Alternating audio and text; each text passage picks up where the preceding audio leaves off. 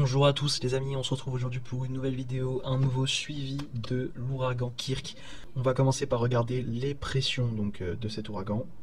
Donc on voit qu'il fait son petit chemin dans l'Atlantique. Voilà, donc il passe au-dessus des Açores, il arrive près de l'Espagne et à partir de là, d'après cette vidéo et tout ça, ce ne serait plus un ouragan. Avant qu'il touche la France, ce ne serait plus un ouragan, car il se serait un peu rembourré, on va dire. Il serait plus aussi creusé qu'un ouragan devrait l'être. Mais ce qu'on constate, c'est que dès qu'il s'approche de la France, il se recreuse assez vite sur le pays. Ce qui va quand même donner une sacrée tempête tropicale, hein. Limite un ouragan. Ça va être un peu, un mélange entre vraiment la limite d'un ouragan et une tempête tropicale très forte. Je dis tempête tropicale car le cœur de cette tempête slash ouragan est chaud. Bah oui, parce que c'est un ouragan, donc le cœur est chaud. Et à la base, nous, les tempêtes qu'on a, c'est avec un cœur froid. Là, c'est un cœur chaud.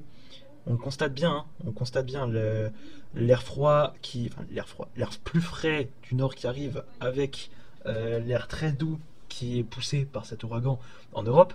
Donc la trajectoire est en train de se dessiner petit à petit sur la totalité des modèles. Là j'ai pris Icône, mais ça revient même sur la plupart des modèles, à part certains qui ont encore un scénario un peu divergent, un peu plus au nord ou un peu plus au sud, mais en soi, là pour l'instant, ça a l'air d'être assez clair, hein. Une ligne pour le cœur de cet ouragan, cyclone, tempête tropicale, appelez comme vous voulez, le cœur de Kirk, passerait par Nantes, Paris, Charleville-Mézières. Voilà.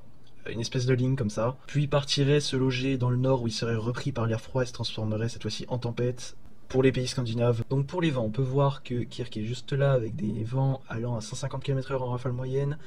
Donc on voit qu'à partir du niveau de l'Espagne, ça s'atténue, hein, ça s'atténue très fortement au niveau des vents. Donc là on peut comprendre pourquoi ça devient plus un cyclone, hein. Des vents à 90 km/h, c'était pas un cyclone.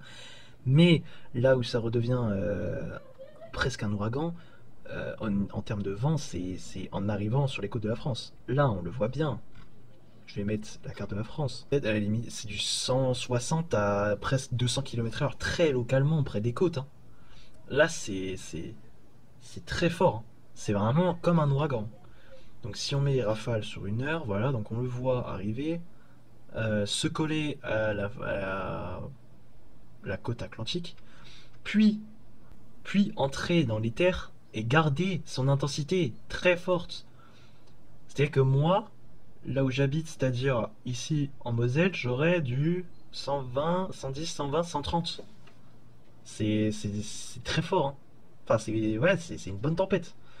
Et donc, sur la totalité du territoire, on garderait un vent assez fort, vraiment assez fort. Donc, une belle tempête tropicale, slash ouragan, hein, appelez ça comme vous voulez. Pour moi, c'est un peu comme un ouragan sur les côtes, et à partir des terres, ça devient une tempête tropicale, du coup, vu que c'est un cœur chaud.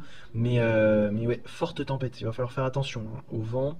Mais pas que les vents. On va aussi avoir les précipitations. Et là, par contre, ça va être quelque chose. Donc le petit épisode méditerranéen là pour le début de semaine, les pluies qui remontent vers le nord. Donc là déjà pour le quart sud-est slash sud-est centre-est, on va avoir pas mal de pluie. Puis là on a l'ouragan qui arrive, enfin l'ex-cyclone Kirk qui arrive avec des précipitations. Voilà le topo quoi. Donc le mélange vent plus forte pluie, on a tout le meilleur, on a un joyeux cocktail d'amour et de joie qui va bien toucher notre pays avec des accumulation précipitation, donc là on entre 50 et 150 mm de pluie à attendre sur ce chemin de l'ouragan. Donc voilà, hein, niveau de la pluie, on va être servi. Et le problème, c'est que les sols, ils ont déjà eu beaucoup de pluie, ils sont déjà très très pleins les sols. Donc là, ça va créer potentiellement des inondations à prévoir, des arbres qui tombent, des réseaux électriques cassés. Tout le beau cocktail qui passe avec une grosse tempête. Donc voilà, hein, vraiment des quantités astronomiques de pluie qui vont arriver sur la partie nord du territoire en moyenne avec du 60, 70, 90. Entre 60 et 90 pour les terres.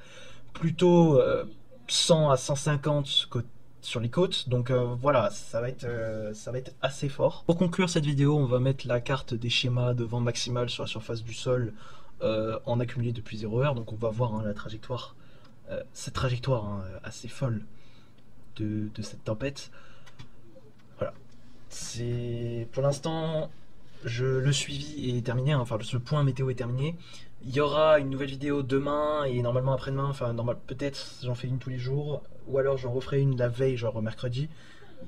Mais là, là c'est assez préoccupant la situation. Et on va suivre cela ensemble et on verra, hein, j'espère qu'il n'y aura pas de mort. Et au niveau des inondations et tout ce qui se passe derrière, j'espère que ça va être quand même assez limité parce que bon, des tempêtes comme ça peut tuer des gens et ça peut faire beaucoup de problèmes, tant sur les arbres, sur les inondations, etc. Donc ça peut vraiment causer beaucoup de problèmes.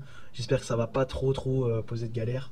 Mais en attendant, les vents à 130, 140, 150 dans les terres, on les voit bien là, ça va être quelque chose. Ça va être quelque chose. Peut-être même une vidéo si j'arrive à filmer la tempête. Ça dépend ce que j'aurai. Si j'ai vraiment du vent, je ferai une petite vidéo, mais voilà, on verra. Je verrai si j'en fais ou pas. Eh bien, merci d'avoir suivi cette vidéo. Si ça vous a intéressé de suivre cette tempête, etc., et que vous voulez avoir la suite, n'hésitez pas à vous abonner à cette chaîne YouTube, à liker, commenter, partager. C'était Maxence Météo. Ciao.